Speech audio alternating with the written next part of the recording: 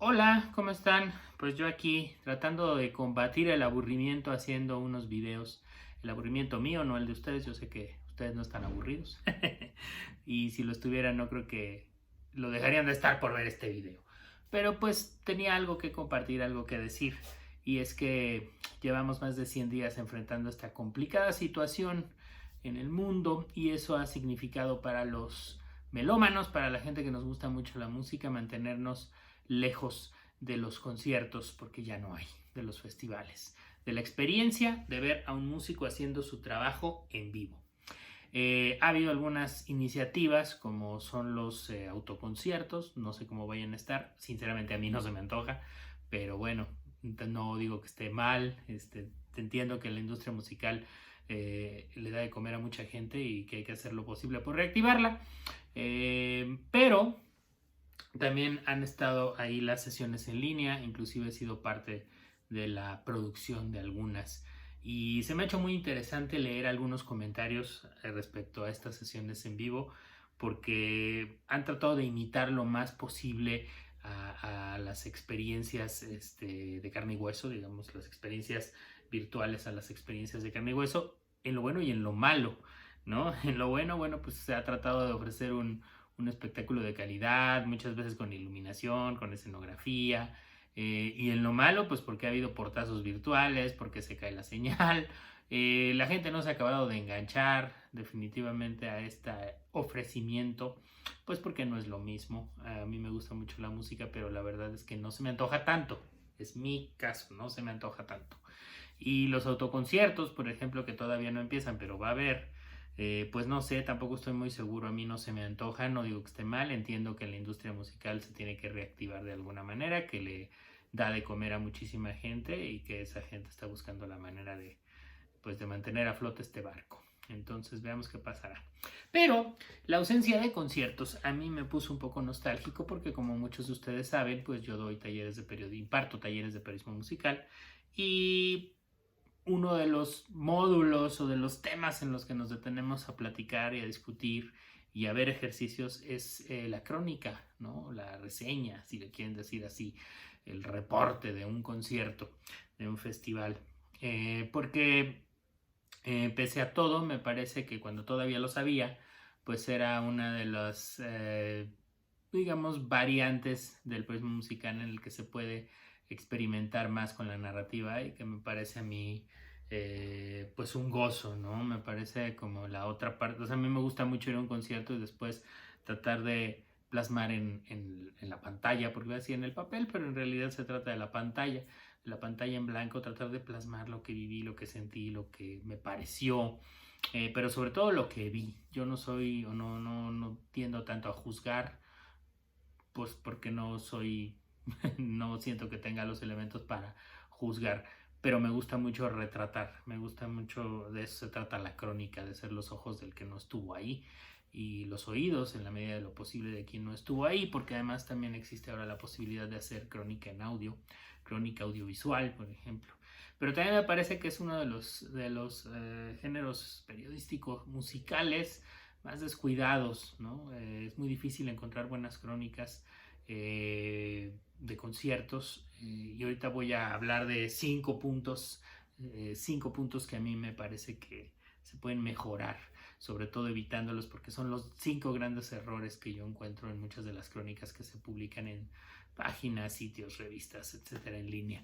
Quiero dar algunas referencias también de algunas que a mí me gustan mucho, muchas de ellas están publicadas en el libro No por mucho madrugar se redacta más temprano de Pablo Espinosa, del que ya he hablado en otros videos y donde se compilan muchas de esas crónicas musicales que él hizo, lo mismo de conciertos de YouTube que de Madonna o de jazzistas, etcétera. Y me gusta mucho, por ejemplo, la crónica que hace Miyagi en su libro Retrofilia, de cuando fue al concierto de Queen, ¿verdad? En Puebla, es muy divertida. Y también me gusta mucho, por ejemplo, las crónicas que hace Javier Velasco en el libro de los Caifanes. O, en fin, hay buenos ejercicios de crónica. Acabo de leer el manual de Carroña de mi cuate Alejandro González Castillo, de mi brother. Y aparte que es un librazo, la verdad está publicado por Salario del Miedo, se los recomiendo, es muy buen libro. Al margen de eso, él hace crónica musical en su libro por ejemplo, escribe una de Brian Wilson, por ejemplo, hace una también de Morrissey en Cholula. En fin, hay buenos ejercicios de crónica que son tan buenos que se quedan plasmados en las páginas de un libro, ¿no? Pero bueno, entrando en materia, 5 cosas que a mí me molestan mucho de las crónicas de conciertos, de festivales, de perreos, de lo que ustedes quieran. Número 1, ¿por qué rayos todos quieren empezar con y se apagaron las luces, ¿verdad? Y apareció, pum, el artista, la banda, el DJ, quien ustedes quieran. Se apagaron las luces. Yo creo que deberían de desterrar esa frase ya para siempre de su vocabulario. No existe un espectáculo musical que sea de noche o que sea en un ambiente cerrado, en un venue cerrado. No existe uno en el que no empiece así. O sea, absolutamente en todos. Primero se apagan las luces para que suceda, ¿no? O sea, no tiene nada de nuevo. No tendríamos por qué decirlo. A menos de que se trate de un concierto en la playa, al aire libre, de día, siempre se van a apagar las luces, ¿no? Entonces, ¿por qué decirlo? Número 2.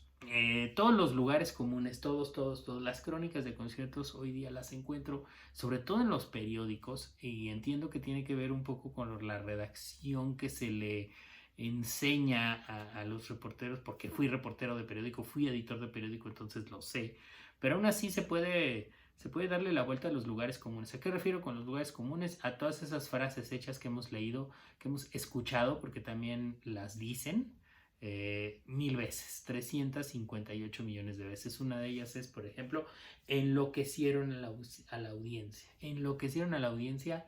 Bueno, o sea, quien la use, le puedo garantizar que no está haciendo ningún tipo de hallazgo y que además está diciendo una obviedad. Pues cualquiera que esté en un concierto que le gusta, va de alguna manera a volcar esa euforia, ¿no? Entonces, pues no tiene sentido decir enloquecieron a la audiencia, no tiene caso decir retumbó el domo de cobre si estás en el Palacio de los Deportes, no tiene ningún sentido decir el público quería más, pues el público siempre va a querer más, o sea, no sé, hay muchísimos recursos que se pueden tomar, pues sí, de la lectura de los libros, también de ver muchos conciertos y de tratar de contarlos como si se los contáramos a un amigo, tratar de olvidarnos de que estamos haciendo una crónica para un medio.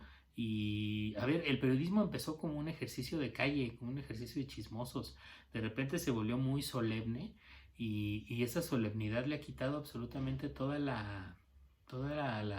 ¿cómo poderlo decir? Como el gozo, ¿no? De la buena lectura. A mí la semana estuve leyendo, revisando otra vez algunos textos de Hunter S. Thompson y pues, Hunter Thompson no estaba pensando o sea, para empezar, él nunca escribió periodismo musical, él se dedicó a contar otro tipo de cosas, pero las contaba como si te las platicara a ti y a mí. O sea, en su caso iba a decir en un café, pero pues no, más bien tendría que haber sido con una botella en medio, ¿no? Porque él era alcohólico.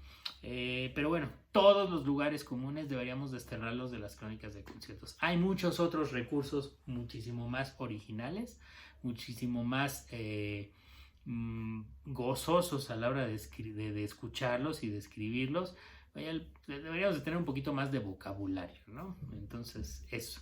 Número 3, cuando ponen el setlist, no cuando se pone al final de la nota, eso me parece que está bien, si quieres ver como la lista completa de lo que tocaron, sobre todo cuando se trata de conciertos muy largos, esos conciertos de 2 horas para adelante que pues, se interpretan alrededor de 30 a 20 y tantas canciones, pues creo que está bien, ¿no? Porque pues, uno quiere ver ahí, pero hay quienes lo ponen en los párrafos, así como abrieron con esta, luego siguieron con esta, luego esta otra, luego tocaron.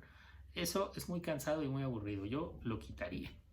Igualmente, es un lugar común también, sí, igual que se apagaron las luces y salió el artista.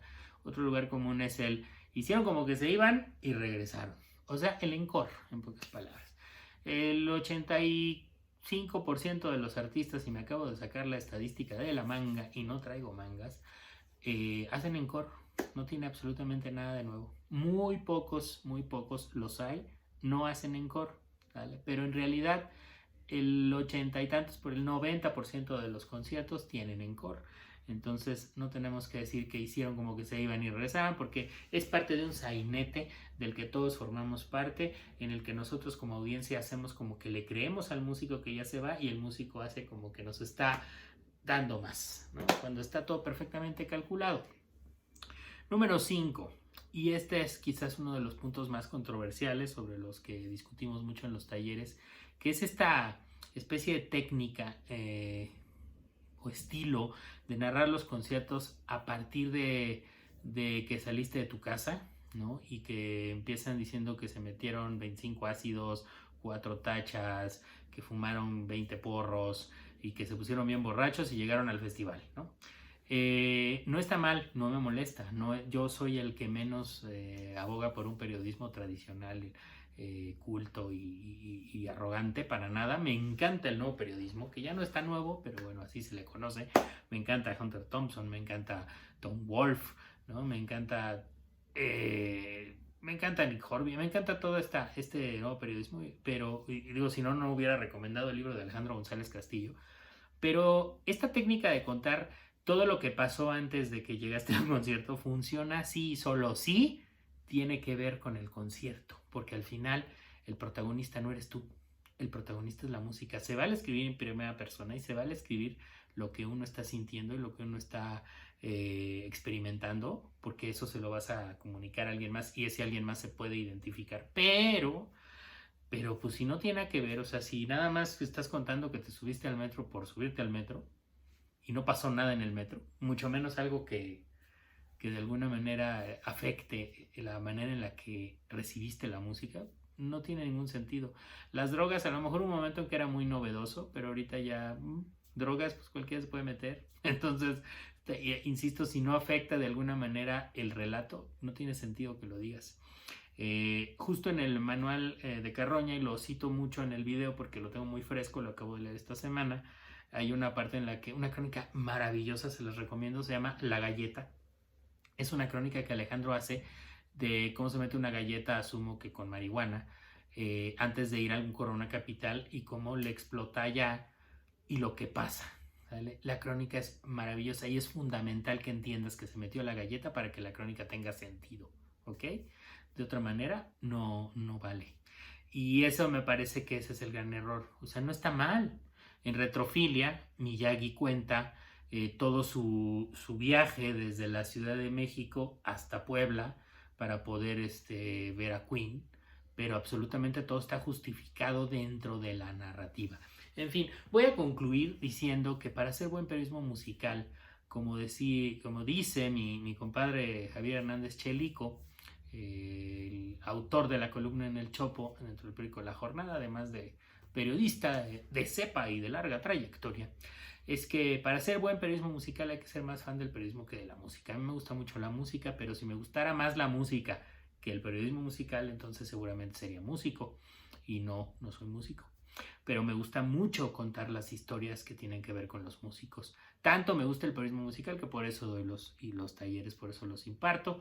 Y me emociona mucho la idea, por ejemplo, de poder incorporar esta manera en la que está sucediendo la música hoy en día al periodismo musical. Me refiero pues a las plataformas virtuales. Ya he leído algunos textos interesantes acerca de conciertos en línea.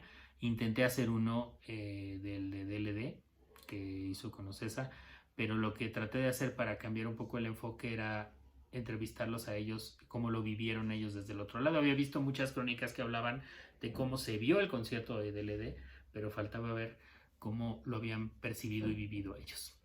Pues hasta aquí este video, muchísimas gracias, síganme en redes sociales, @Arturo el Editor, en Instagram, Twitter, Facebook y aquí en este canal de YouTube, y nos vemos después y esperemos que pronto pueda ser en un concierto.